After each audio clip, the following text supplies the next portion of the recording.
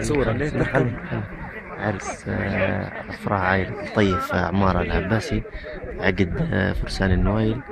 طبعا اللهيد من الشرق إلى الغرب اتجاه توازين هي عادة عند قبائل النويل بسبب الخلافات اللي حاصلة بين قبائل النويل وقبائل ورغمة، يعني هذه مسألة تاريخية. فمن ذلك الوقت ومن تلك الحروب أصبحت اللهيد قبائل نويل في اتجاه الغرب، قصدا منه قبائل التوازين اللي موجودين في منطقة بن قردان وما جاورها من باقي القبائل الأخرى. نلاحظ الآن الفرسان وهم في الملهاد يتجهون استعدادا للهيد، انطلاقة موحدة. هذا عقد العسة.